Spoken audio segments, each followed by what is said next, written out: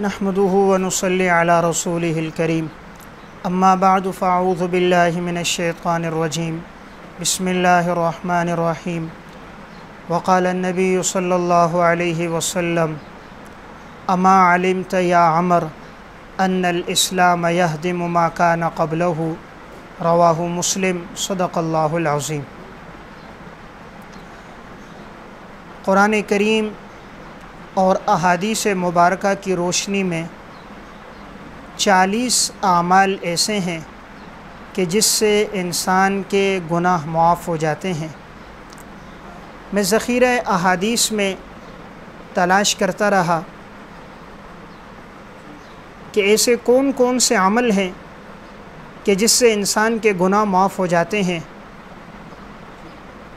तो अहादीस मुबारका की रोशनी में, कुरान करीम की रोशनी में इस तरह के 40 आमाल मेरे सामने आए हैं कि जो इंसान इन आमाल को इख्तियार करेगा तो अल्लाह ताला इसके माजी के गुनाहों को माफ़ कर देगा। आने वाली ये तमाम अहादीस मुस्तनद हैं।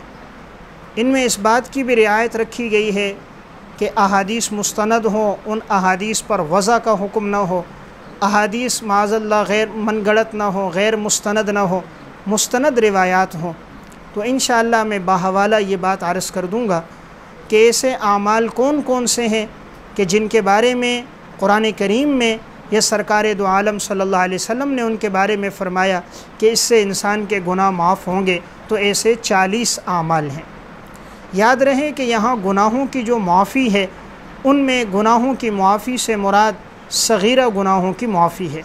हाँ, इस्लाम लाने से तो सारे गुनाह माफ़ हो जाते हैं, अलबत्ता दीगर जो आमाल हैं जिनका तज़किरा आगे आएगा, जैसे वज़ू करना, नमाज़ पढ़ना, कसरत सुजूद, सलातो तस्बीह, इस तरह के दीगर आमाल का तज़किरा आएगा, तो उनसे मुराद इंसान के माजी के गुनाह जो माफ़ होते हैं वो सग़ाइर गुनाह हैं, इसलिए कि कबाइर गुनाह तौबा से माफ़ होते हैं।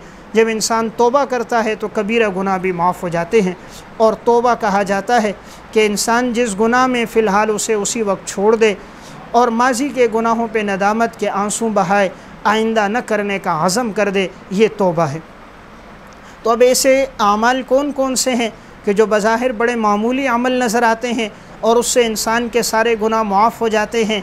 तो ऐसे आमाल का तज़किरा होगा।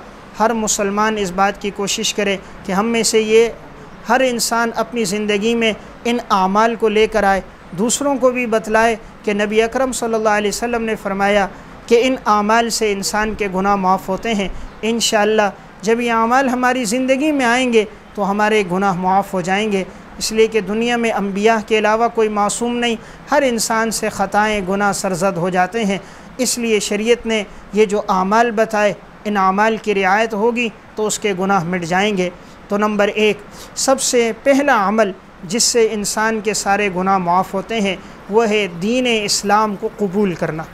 जब इंसान इस्लाम कबूल करता है, ईमान को कबूल करता है, तो अल्लाह ताला इस्लाम लाने से, ईमान से इसके सारे गुनाह माफ़ कर देता है। अल्लाह के यहाँ चूँकि पसंदीदा दीन सिर्फ दीन इस्लाम है, इन्ना दीन इंदल्लाहिल इस्लाम, अल्लाह के यहाँ दीन इस्लाम है। इस्लाम के अलावा कोई दीन अल्लाह के यहाँ मोतबर नहीं। अगर कोई इख्तियार करेगा अल्लाह के यहाँ उसका कोई एतबार नहीं होगा। वमन यब्तग़ी गैरल इस्लामी दीनन फलन युक़बल मिन, जो इस्लाम के अलावा किसी दीन को तलाश करेगा, उस पर चलेगा, हरगिज़ अल्लाह के यहाँ कबूल नहीं होगा। इस्लाम अल्लाह के यहाँ कबूल है। तो पहला अमल जिससे इंसान के सारे गुनाह माफ़ होते हैं वो दीन इस्लाम को कबूल करना है। हज़रत उमर बिन आस रज़ी अल्लाह तआला अन्हु से रिवायत है कि रसूलुल्लाह सल्लल्लाहु अलैहि वसल्लम ने इनसे इरशाद फरमाया, अमा अलिमत या अमर, ए अमर क्या तुम नहीं जानते, अन्नल इस्लाम यहदिमु मा कान क़ब्लहु, कि इस्लाम कबूल करने से इंसान के सारे गुनाह माफ़ हो जाते हैं। इसलिए ईमान अल्लाह की बहुत बड़ी नेमत है, इस्लाम अल्लाह की बहुत बड़ी नेमत है।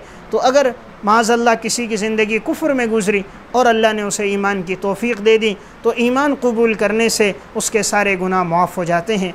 तो पहला अमल जो इंसान के गुनाहों को मिटाने वाला है वो है दीन इस्लाम को कबूल करना।